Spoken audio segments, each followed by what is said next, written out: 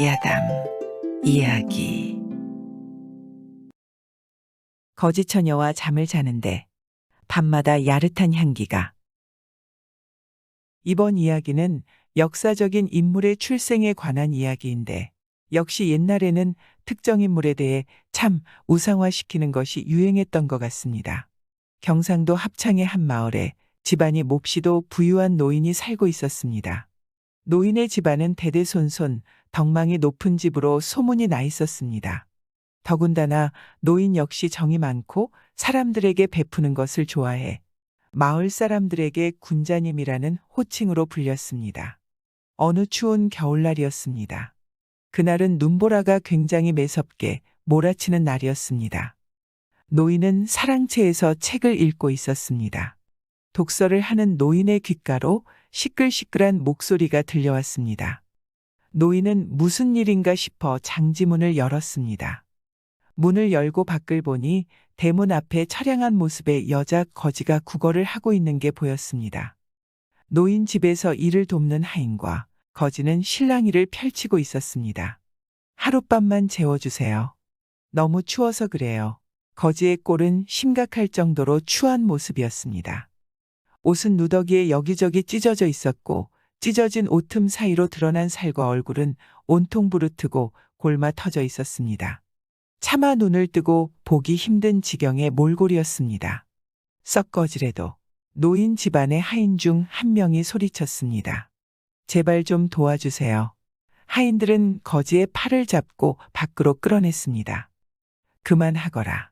가만히 지켜보던 노인이 마침내 입을 열었습니다. 노인은 여자 거지의 신세가 하도 딱하고 가련하기도 하여 온정을 베풀어 주기로 마음먹었습니다.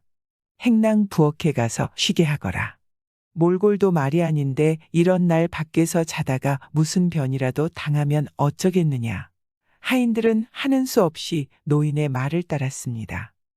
거지를 헛간의 부엌 한 구석에 데려다 주었습니다. 노인의 명에 따라 하인들은 거지에게 밥도 내어주었습니다.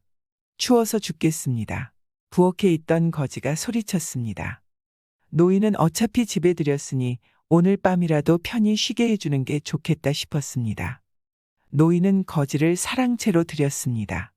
거지를 따뜻한 아랫목에서 자게 하고 노인은 이불을 윗목에 깔고 잠을 청했습니다.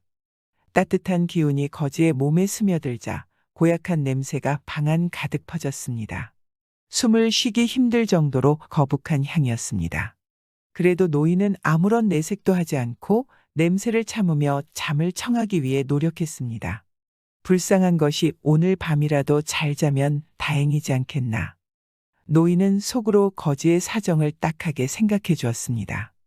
슬며시 잠이 들었던 노인은 새벽이 되어서 잠깐 잠에서 깼습니다. 잠에서 깬 노인은 아랫목에서 자고 있던 거지가 사라져버린 것을 알게 되었습니다. 그리고 다음 날 여자 거지는 노인의 집으로 다시 찾아왔습니다. 거지의 꼴은 전날 찾아왔을 때보다 더욱더 흉측한 모습을 하고 있었습니다. 안으로 들이거라. 노인은 하인들을 시켜 거지를 안으로 들였습니다. 노인은 어제와 마찬가지로 사랑채의 아랫목의 자리를 거지에게 내주었습니다. 새벽에 노인이 눈을 떴을 때 여자 거지는 또 다시 사라지고 없었습니다. 다음 날 세 번째로 거지가 노인의 집으로 찾아왔습니다. 이날 거지는 온몸이 썩어 문드러진 것처럼 진물이 흘러나왔고 냄새도 지독해 곁에 갈 수조차 없었습니다. 노인은 여인에게 사랑채의 아랫목을 내주었습니다. 어김없이 노인은 새벽에 잠에서 깼습니다. 그날도 거지는 새벽이 되자 사라지고 없었습니다.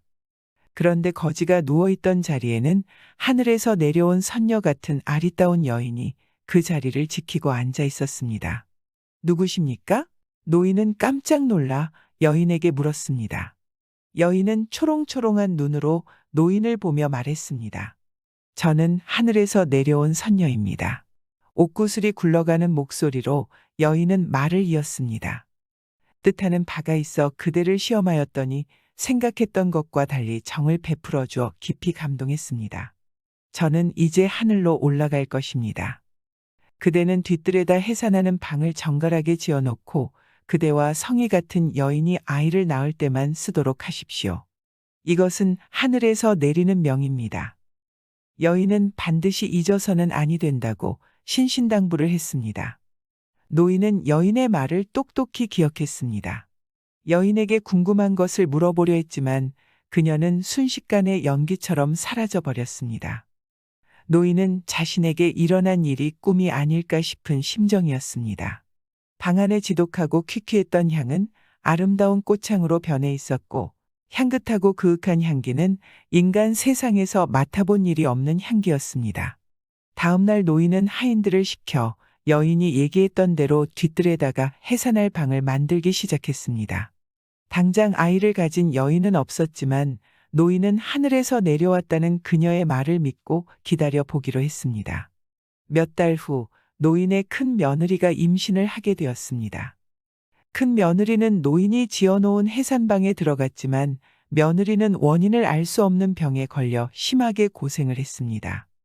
어떻게 이런 일이 있단 말인가? 노인은 여인의 말을 믿은 것이 실수는 아니었을까 고민이 됐습니다.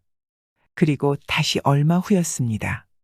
노인의 조카 며느리도 임신을 했고 해산방에 들어가서는 큰 며느리처럼 고생을 해야만 했습니다. 하늘에서 내려온 선녀가 거짓말을 할 수 있는 것일까? 그렇지 않으면 무슨 까닭이 있는 것인가? 노인은 답답한 마음에 혼잣말을 중얼거렸습니다. 노인의 고민이 깊어가던 무렵이었습니다. 시집을 갔던 딸이 산딸이 되어 해산을 하기 위해 노인의 집으로 찾아왔습니다. 노인은 딸이 찾아오고 나서야 선녀가 했던 말이 떠올랐습니다. 나와 같은 성을 가진 여자라면 내 딸밖에 더 있겠느냐. 딸은 해산방에 들어가서는 별다른 고통 없이 옷 같은 사내아기를 순산했습니다. 노인의 딸이 순산한 아이가 훗날 퇴계 이황 선생이 되었습니다. 퇴계 이황 선생의 이름은 후세에까지 널리 퍼졌지만 해산방을 만든 노인의 이름은 알려지지 않았습니다. 역시 착하게 살면 하늘이 도운다는 말은 옛날 이야기에서 많이 나오는 이야기지만 지금은 많이 변했죠. 착하게 살면 오히려 당할 수 있으니 그냥 모른 척해야 한다는 것인데 어찌 보면 맞는 말일 수 있습니다. 가끔 뉴스를 보면 도와줬다가 오히려 가해자가 되는 사례를 보면 참 안타깝다고 생각합니다. 그래서 개인주의적인 사상으로 많이 변하는 것 같습니다. 생각해보면 이웃들하고 이야기를 해본 지가 참 오래된 것 같습니다. 여러분이라도 이웃들과 소통하며 잘 살았으면 좋겠습니다. 구독과 좋아요, 알람 설정은 사랑입니다.